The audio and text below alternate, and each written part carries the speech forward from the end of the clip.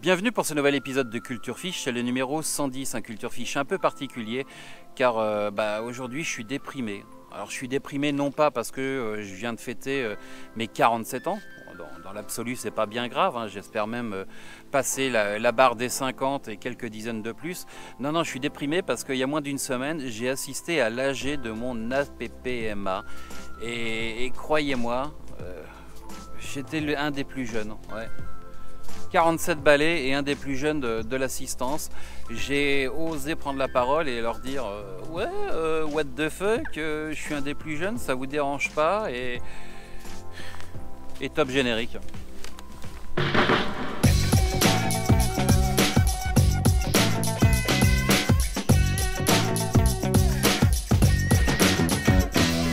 Les petits gardons, oh les petits gardons.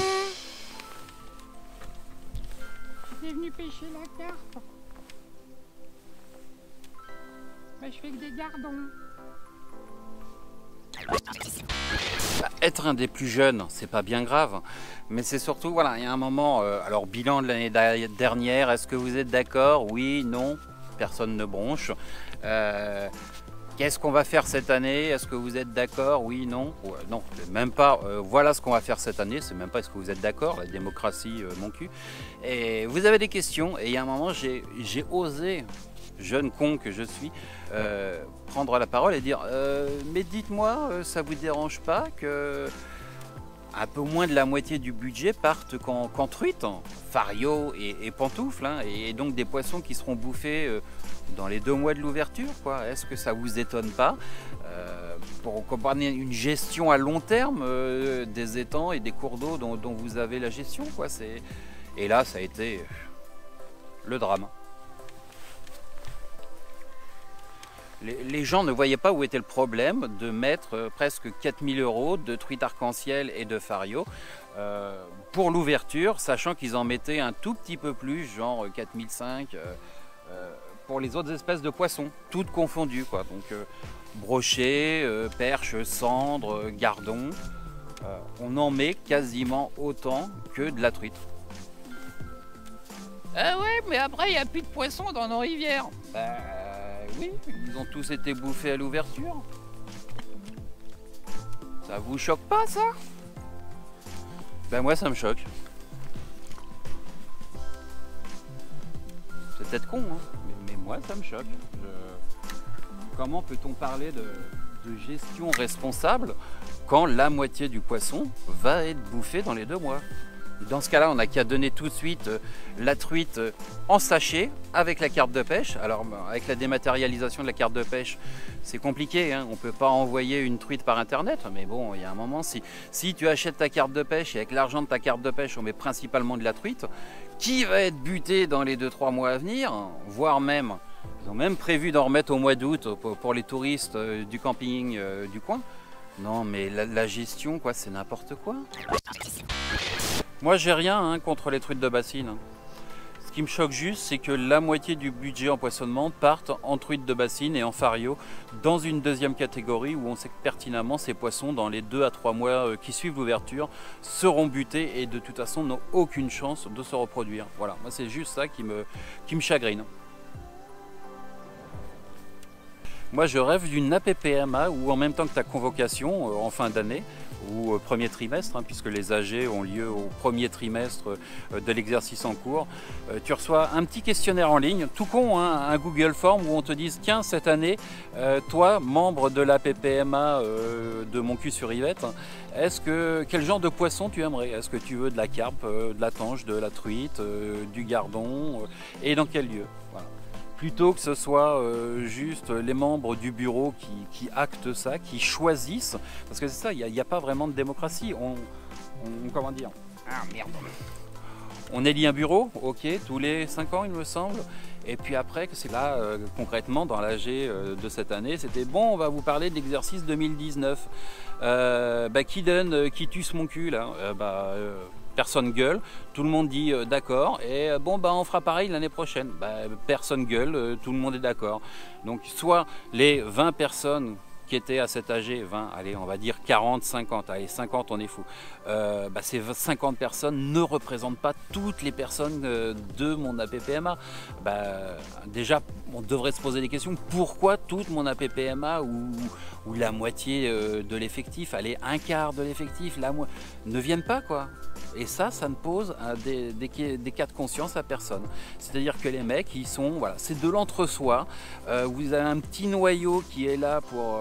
alors ils s'impliquent, ok, c'est peut-être les seuls qui s'impliquent, mais le vrai travail, ça serait d'impliquer le gros de la troupe, ceux qui ne viennent plus, alors soit par dégoût, soit par ignorance, soit par Jean Foutisme, mais il y a un vrai problème, quoi. On peut pas dire que les APPMA sont représentatifs quand on sait que un dixième, un vingtième se réunissent aux assemblées générales et donc décident pour le reste. Alors oui, les absents ont toujours tort, hein, c'est facile de gueuler quand il ne va pas, mais bon, il y a un moment, on devrait se poser des questions. Est-ce que ces personnes qui sont là sont légitimes? Est-ce qu'elles représentent vraiment ce que tout le monde pense? Ou est-ce qu'on prend une carte de pêche parce qu'on doit prendre une carte de pêche puisque sinon on se fait cartonner?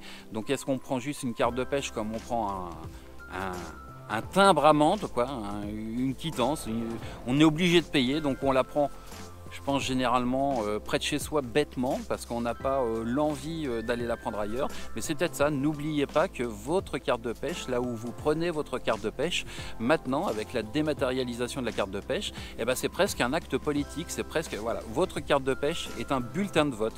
Vous n'acceptez pas, vous ne vous reconnaissez pas dans le travail de votre APPMA, et ben l'année prochaine, plutôt que de prendre votre carte de pêche chez votre détaillant en même temps qu'une boîte d'asticots, ben, vous la prenez sur Internet et vous la prenez peut-être ailleurs dans une APPMA que vous trouvez plus méritante que la vôtre. Est-ce que c'est ça la solution? Est-ce que c'est une sorte de boycott, de punition? Voilà, je ne me reconnais plus dans mon APPMA, donc je vais prendre ma carte ailleurs. Je ne sais pas. Allez, je vais pêcher. Non mais j'avais l'impression vraiment que ça choquait que moi, qu'on jette la moitié du budget dans du poisson qui sera consommé. Alors la question c'est pas l'interdiction de consommer le poisson, hein. Ça de toute façon je ne veux pas, comment dire, polémiquer là-dessus. Le poisson on en fait ce qu'on veut. Si on le relâche effectivement, moi je trouve que c'est un peu mieux parce que comme il y en a déjà pas tant que ça, bah, si on le bouffe tous, bah, il y en aura encore moins. Donc le relâcher c'est bien, en l'ayant bien traité, hein, bien sûr, hein, là aussi. Hein. En 8 ans de culture fiche, je peux vous dire que j'ai vu passer des poissons que les internautes relâchaient par bonne conscience ou par idéologie, après avoir subi 10 minutes de prise photo et de prise vidéo. Je ne vous cache pas qu'un brochet qui a été manipulé dans tous les sens, qui a été très mal tenu juste pour faire une très belle photo, généralement on le remet à l'eau. On repasse 2 jours après, il y a de fortes probabilités que le bestiau il ait le ventre en l'air, quoi. Mais bon, à la rigueur, les personnes veulent se donner bonne conscience en relâchant du poisson, pourquoi pas. Mais moi la question c'est ces putains de truites de bassine, quoi. Arrêtons. Est-ce qu'il n'y a pas autre chose à faire que de lâcher de la truite de bassine dans l'APPMA me concernant, dans mon APPMA en deuxième catégorie, on va lâcher de la fario et de la truite arc-en-ciel. Et le reste de l'année, une fois que ces poissons-là sont butés, il n'y a plus rien, il n'y a plus rien à faire, il n'y a plus une perche qui traîne. Il y a les brochets de réempoisonnement, hein, d'une année sur l'autre. Il y a encore quelques petits brochets qui circulent. Descendre, bon, moi je pêche pas une rivière assez profonde pour qu'il y ait du sang, donc il n'y en a pas. Il y a du chevenne, ah bah alors oui, le chevenne il va bien, il se démerde tout seul, le chevenne, le hotu, le barbeau dans les rapides, mais sorti de ça, il n'y a pas une brème, il n'y a pas un gardon, et puis surtout, il n'y a pas un mec au bord de l'eau, quoi. Les mecs ils sont au bord des étangs, justement là où on lâche des truites. Donc est-ce que c'est ça que vous laissez comme pêche à vos gamins? Du baltrap halieutique, moi, bah, ça me fait pas rêver, quoi. Mais bon, je dois être le seul, hein. Mais quand même, quoi.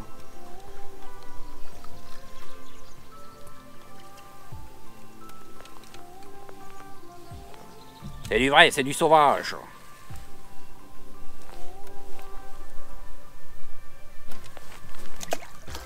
Quelle est la pérennité de ce genre d'action, quoi, si ce n'est faire plaisir? Et ben voilà.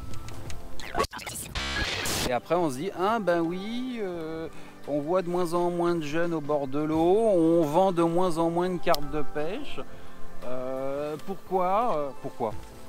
Je ne sais même pas s'ils se posent la question, quoi. Ils constatent qu'il y a effectivement moins de jeunes pêcheurs.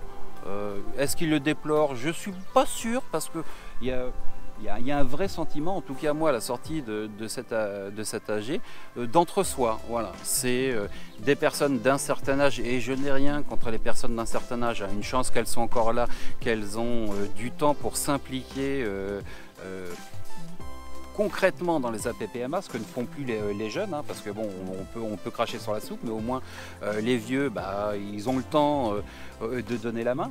Mais le vrai problème, c'est que voilà, les jeunes ne s'impliquent plus dans les APPMA. Donc qu'est-ce qu'on fait? Est-ce qu'on le déplore juste, ou est-ce qu'on se dit, on se pose des questions, quoi?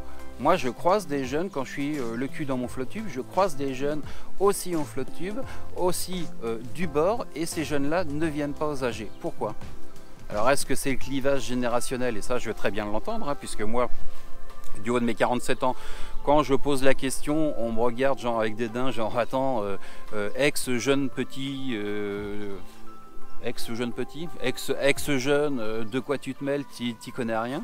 Eh bah oui, effectivement, j'y connais peut-être moins qu'eux qui sont là depuis 60 ans, mais au moins je me pose une question, quoi. Je me pose des questions sur la pérennité, la logique et la continuité de ce truc, quoi. Est-ce qu'il faut continuer de lâcher des trucs juste pour faire plaisir, pour avoir du poisson? Je sais pas. Alors, bon bah j'étais venu chercher de la carpe et j'ai pas fait de carpe. Qu'est-ce qu'il y a là-dedans?